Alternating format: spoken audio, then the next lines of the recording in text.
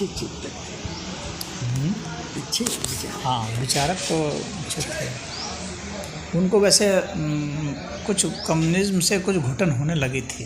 अच्छा। हाँ, हमारे से कई बार मुलाकात हुई ना, कई विषयों पर हम बहस हुई, तो उनको मैंने दोष दिखला दिया कि ये सब दोष हैं। एक तो जो सापेक्षवाद में विश्वास करते थे, तो उसमें मैंने दोष दिखला दिया कि वो निरपेक्ष सत्ता कर निरपेक्ष सत्ता वो नहीं मानते हैं। तो मैंने दिखा दिया कि भाई सापेक्ष किसके सापेक्ष में सापेक्ष है बताइए। ये सापेक्ष की संख्या कितनी है, कहाँ तक जाएगी।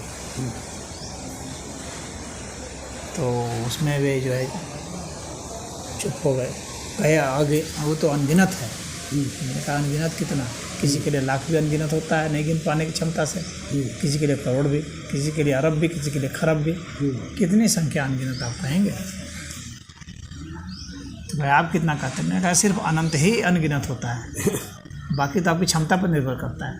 वो अपने आप में अनगिनत नहीं होता है, आपकी क्षमता के कारण अनगिनत आपको मालूम पड़ता है। लेकिन अनंत ही है जो कि वास्तव में जिसका अंत नहीं कर सकते हैं। पर अनंत जो होगा सदैव निरपेक्ष होगा।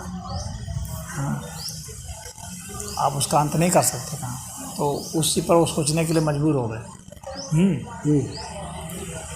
फिर वो इसकी बात हुई भाई पूंजीपतियों की बात, और कि पूंजीपति सब जो है बहुत लूटते हैं।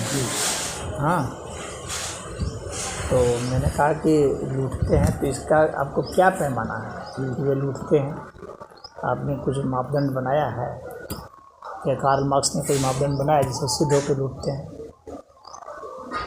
वे कमाते हैं ऐसा क्यों नहीं कहेंगे, वे लूटते हैं ऐसा क्यों कहेंगे। बुद्धि का उपयोग करके कमाते हैं। हाँ, मैंने कहा कि वे कमाते हैं या नहीं कहा करके वे लूटते हैं या क्यों कहेंगे। ये हो सकता है यार, इससे अब सब कह रहे हैं लूटते हैं तब कहा जाएगा जब वो कानून का अतिक्रमण करके तब वो अगर कुछ ले लेते हैं अपने हिस्से से अधिक, तब उसको लूटते हुए कहा जा सकता है। लेकिन अगर कानून के दायरे में ही वे कर रहे हैं, टैक्स भी पे कर रहे हैं, तब उसको आप लूटते हुए कैसे कहेंगे। तो कहे कि वो तो लोग तो सरकार को ही खरीद लेते हैं। तो मैंने कहा कि सरकार को वो खरीद लेते हैं, ये तो आपका एक आरोप है ना। भाई सरकार तो आपके जन सामान्य लोग ही तो बना रहे हैं, आम जनता ही तो सरकार बना रही है। तो आम सरकार, जनता सरकार, आम लोग मिलकर के सरकार बना रहे हैं। तो ये लोग क्यों नहीं ऐसा कानून बनाते हैं कि वो खरीदाए नहीं नेता लोग। आदमी रिस्क लेगा तब कमाएगा, वो रिस्क लेते हैं। ऐसा नहीं कि पूंजी लगाए तो रिस्क नहीं है। हाँ, और हर समय कोई पूंजीपति को लाभ हो कोई गारंटी नहीं होता। बिजनेस का मतलब थोड़ी होता है हर समय लाभ हो, हानि हो जाएगा उसमें उसको कौन पैसा देगा। घाटा भी हो जाता है, उस समय उसको कौन पैसा देगा जब हानि में चला जाता है। बहुत पूंजीपति। हाँ, कितने कंगाल होकर कितने आत्महत्या कर लेते हैं। कोई जरूरी नहीं है। हाँ, और अगर वो किसी दायरे में कुछ काम कर रहा है, जैसे बैंक से ही पैसा मान लीजिए लेके भाग रहा है, तो आप बैंक में ऐसा कानून क्यों नहीं बना देते हैं, आपके नेता क्यों नहीं बनाते हैं जिससे कि वो नहीं भाग पाए, उसको लोन ही नहीं मिले। क्यों इतना लोन बैंक दे देते। हाँ, आप ऐसा कानून क्यों नहीं बनाते हैं कि ऐसा लोन ही ना मिले। कहीं कोई पूंजीपति खरीद लेता है, पूंजीपति खरीद लेता है तो आपकी आम जनता क्यों नहीं दबाव बनाती है कि तुम ऐसा कानून बनाओ। आम जनता से ही तो वोट लेने आते हैं नेता लोग। तो कहे कि वो तो जो है आम जनता उतना शिक्षित नहीं है। कार्ल मार्क्स केवल थ्योरी लिखे, शिक्षित नहीं है आम जनता। तो नहीं कार्ल मार्क्स।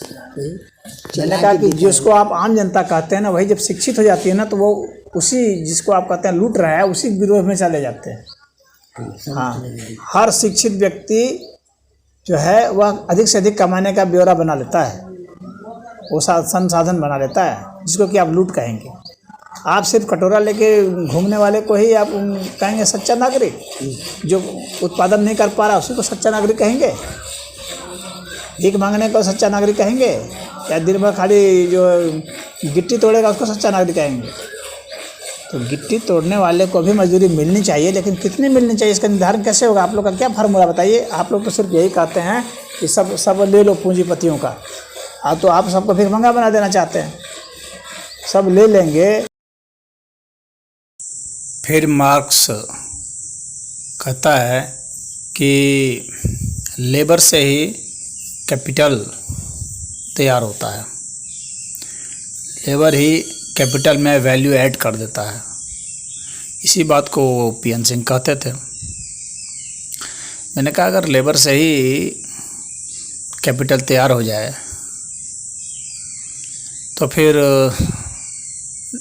जितने भी लेबर हैं वे खुद ही कैपिटलिस्ट क्यों नहीं हो जाते? सारे मजदूर पूंजीपति हो जाते, फिर समस्या ही ख़त्म हो जाती। पूंजी के तैयार होने में लेबर एक वैल्यू है, लेबर से ही नहीं होता है। और लेबर का मतलब फिजिकल लेबर, और जो मेंटल लेबर होता है, जो एग्जीक्यूटिव भी उसके जो है वे लगाते हैं और वो खुद लगाता है उद्योगपति, तो उसको भी आप नज़रअंदाज कैसे कर सकते हैं? तो पूंजी के होने में मजदूरी ही पर्याप्त नहीं है। तो इस बात को वे थोड़े बहुत आर्गुमेंट के बाद समझ गए। मैंने कहा कि उद्योगपति तो आजकल बिना मजदूरों के ही मशीन को रख करके काम करा रहे हैं। ऑटोमेटिक सारी मशीनें आ गई हैं, रोबोट्स आ गए हैं, वे सब कर रहे हैं, मजदूरों की कुछ ज़रूरत ही नहीं हो रही है। और जितने भी संसाधन हैं, रॉ मटेरियल हैं, उसको वे लोग आसानी से कोई प्रोडक्ट में बदल दे रहे हैं। आजकल तो प्रिंटर आ गए हैं, 3D प्रिंटर आ गए हैं, हर चीज़ को प्रिंट कर दे रहे हैं, मकान भी प्रिंट आउट करके निकाल दे रहे हैं, कारें सब प्रिंट होकर के निकल रही हैं, सब हाईटेक कंप्यूटर प्रिंटिंग हो रही है। तो वे बेचारे निरुत्तर हो गए, कहने लगे हाँ ये सब तो देख रहे हैं टेक्नोलॉजी से बदल रहा है। तो मैंने कहा यही बात है, टेक्नोलॉजी से सब बदल जाता है। टेक्नोलॉजी उसमें वैल्यू ऐड करती है, इंटेलिजेंस ऐड करती है, उस चीज़ को भी आपको समझना चाहिए। चुप हो गए वे, फिर क्या बोलते हैं।